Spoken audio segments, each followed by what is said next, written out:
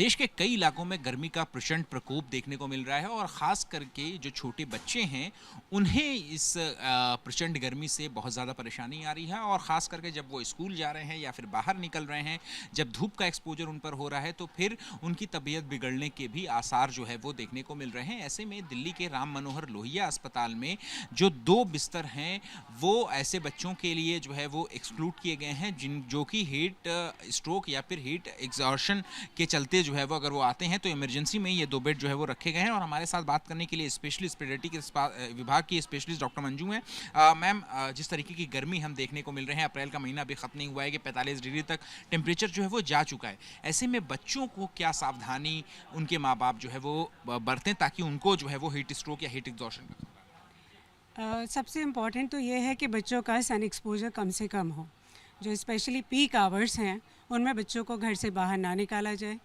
और अगर किसी कारणवश निकलना भी है तो अच्छे से कपड़े पहन के निकलें और बिना ऐसे कपड़े जिसमें कि वेंटिलेशन अच्छे से हो सके, सूती कपड़े पहन के ही निकलें। गहरे रंग वाले कपड़े ना पहने। अच्छे से अपने छतरी ले सकते हैं ताकि उनमें कम से कम, अगर आपको पैदल चलना है तो छतरी लेके निकलिए, नहीं तो आपको शेडेड वाली व्हीकल्स में ही बाहर निकलना है। और जब भी आप बाहर निकल रहे हैं तो उस टाइम पे कोशिश करनी है कि आप अच्छे से पानी पीते रहें ताकि आपकी बॉडी से जो भी पसीने से निकलता है, जो भी पानी की कमी होती है वो पूरी होती रहे। इम्पॉर्टेंट है कि आप कम से कम टाइम में बाहर रहें, आपको कम से कम सन एक्सपोजर में निकलना है। ये जो पीक आवर्स की आपने बात करी, ये पीक आवर्स क्या होते हैं? क्योंकि बच्चों के जो स्कूल हैं, कई स्कूल जो है वो दोपहर 2 बजे तक खुले हैं। हालांकि कल नोएडा प्रशासन ने ये आदेश जारी किया कि 12:30 बजे तक स्कूल जो है वो खुले रहेंगे, तो लेकिन तब भी घर पहुंचते पहुंचते 1-1:30 बज ही जाएंगे। तो ऐसे में फिर क्या आप करें पेरेंट्स? सबसे इम्पॉर्टेंट है कि जब हमारा बच्चा स्कूल जा रहा है तो हमें कोशिश करनी है कि बच्चे को वेंटिलेटेड व्हीकल में जाएं बच्चे। अगर आपके एसी बसेस हैं या कुछ हैं तो आप पहले से उनको कूल करके रखें। आप जैसे आते समय बच्चों को या जाते समय आप उनको शेडेड एरिया में रखिए ताकि बच्चों को सन एक्सपोजर ना हो। बच्चे बीच में आपको एजुकेशन उनको करना है, ये बताना है कि उनको प्रॉपर टाइम पे थोड़ा थोड़ा करके पानी पीते रहना है। बाहर जैसे आप स्कूल में हैं तो उस टाइम पे आउटडोर एक्टिविटी को आप कम कर सकते हैं। एंड पीक आवर्स जो हैं आपकी यूजुअली 1 to 3 आवर्स की टाइमिंग को हम बोलते हैं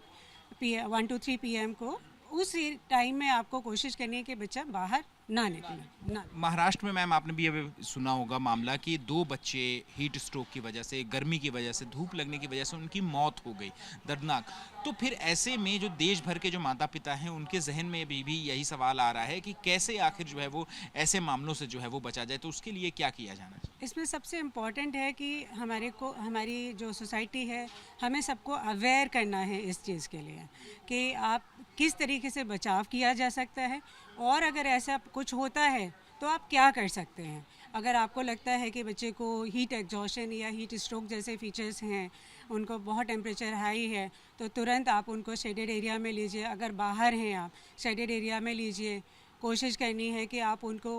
मतलब एज अप्रोप्रिएट अनक्लोथ करें ताकि बच्चे को वेंटिलेशन हो सके, उसकी बॉडी का टेम्परेचर को कम हो सके। उनको ठंडे पानी से आपको कूल करना है अच्छे से, और अगर बच्चा पी सकता है तो उसे ठंडा पानी पीने के लिए देना है ताकि इंटरनली भी बच्चा ठंडा हो सके। और जल्दी से जल्दी अगर हॉस्पिटल जो भी पास का जो भी स्वास्थ्य सेंटर है उसमें आप लेके जाइए ताकि आगे की उसकी प्रोसेस को ठंडा करने की या उसको और कोई प्रॉब्लम है तो उसको ठीक किया जा सके। अभी जो स्कूल की टाइमिंग चल रही है मैम, या क्या हम आपसे ये पूछें अगर कि अब गर्मी की छुट्टियां जो हैं वो 15 मई के करीब जो है वो शुरू होती हैं, तो क्या जिस तरीके का मौसम अभी हम देखने को मिल रहा है, अनयूजुअल वेदर है, जिस तरीके के 45 डिग्री टेम्परेचर अप्रैल में तो नहीं होता था, तो ऐसे में क्या इस पर भी विचार किया जाना चाहिए कि बच्चे को घर पर ही रखें? स्कूल में जो है अगर बच्चा जाएगा तो उसकी तबीयत ख़राब हो सकती है, तो ऑनलाइन क्लासेस को बढ़ावा दें? क्या इस मेजर पर, या गर्मी की छुट्टियाँ और पहले कर दी जाएं, इस तरीके के कुछ मेजर्स की ज़रूरत है अभी? हमें लगता है कि ज़्यादा इम्पॉर्टेंट है कि ड्यूरिंग द ट्रांसपोर्टेशन आप केयर करें। स्कूल में आप बच्चों को अवेयर करें या स्कूल स्टाफ को अवेयर करें, पेरेंट्स को अवेयर करें कि हम क्या कर सकते हैं। स्कूल में आप आवर्स कम कर, पीक आवर्स को हमें अवॉइड करना है ड्यूरिंग द ट्रांसपोर्टेशन, या आप प्ले के टाइम पे उन पीक आवर्स को अवॉइड करना चाहिए। एंड आपको मेंटेन करना है अपना हाइड्रेशन ताकि प्रॉब्लम ना हो, और अगर ऐसा कुछ होता है तो आपको क्या करना है, आप ऑन फील्ड हैं, आप घर पे हैं, उस चीज़ से अवेयर करना चाहिए। क्या वो साइंस होंगे इस तरीके के भी हीट स्ट्रोक के या हीट एग्जॉशन के, जिसको जो है वो पेरेंट्स को या बच्चों को जो है वो बताना चाहिए या उसका ध्यान रखना चाहिए कि कब कब ये हो सकता है, कैसे हो सकता जब भी हम बहुत तेज़ धूप में निकलते हैं, स्पेशली पीक आवर्स में जो मैंने बताया, उसमें निकलते हैं तो बॉडी टेम्परेचर बहुत बढ़ जाता है। तो पहला सिम्टम्स होते हैं हीट एग्जॉशन स्टेज होती है, उसके बाद हीट स्ट्रोक आता है। हीट एग्जॉशन में हमारा जो दिमागी हालत होती है वो ठीक होती है, पर बॉडी टेम्परेचर 40 डिग्री से ज़्यादा बढ़ जाता है। तो जब भी आपको लग रहा है कि बच्चे का टेम्परेचर बहुत ज़्यादा है, आप टच करके देखते हैं, थर्मामीटर नहीं है आपके पास, टच करने से आपको लग रहा है कि बच्चे का टेम्परेचर बहुत ज़्यादा है, तो उस टाइम पे अगर बच्चे की मानसिक हालत ठीक है तो आप उसको मतलब एज अप्रोप्रिएट मतलब इन्वायरमेंट अप्रोप्रिएट उसको अनक्लोदिंग करें, मैक्सिमम अनक्लोदिंग करनी है, but that has to be dignified. मतलब आपका बड़ा बच्चा है तो आप उसकी एज अप्रोप्रिएट अनक्लोदिंग करेंगे, बच्चे की डिग्निटी को मेंटेन करेंगे कि आप कितना उसको अनक्लोथ कर सकते हैं, फीमेल है मेल है उसके हिसाब से मिनिमम क्लोथ पे लेके आना है। और उसके बाद में उसको ठंडे पानी से या आपके पास ठंडा पानी नहीं है उस टाइम तो अवेलेबल कराइए, जितना ठंडा पानी हो सकता है उतने ठंडे पानी से उसको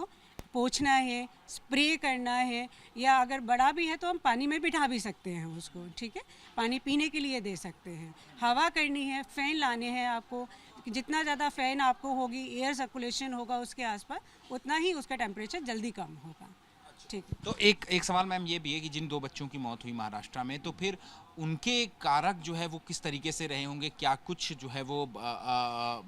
साइन जो है उन्होंने दिखाए होंगे जिसको जो है उनके पेरेंट्स को कभी भी अवॉइड नहीं करना है? कभी भी बच्चे को टेम्परेचर बहुत हाई है, कूल नहीं हो रहा है, बच्चा ठीक से नहीं बोल पा रहा है, आपकी बात नहीं समझ रहा है, आपको लगता है कि बच्चे की जो नॉर्मल मानसिक स्थिति है वो अभी नहीं है, ऐसी सिचुएशन में आप वहाँ पे ठंडा नहीं करते रहेंगे, आप ट्रांसपोर्टेशन में उसको ठंडा करिए और पास के स्वास्थ्य केंद्र में ले जाइए। इम्पॉर्टेंट ये है